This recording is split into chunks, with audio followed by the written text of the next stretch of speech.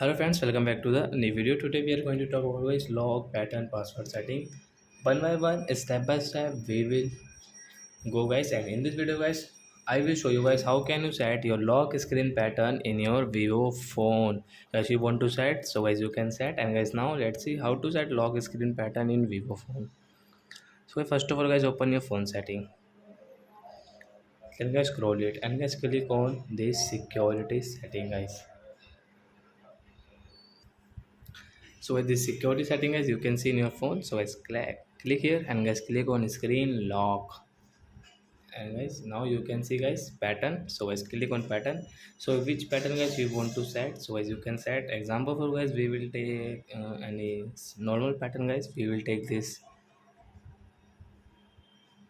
alt or next example for guys. I'm telling you want different type of pattern, so as you can set.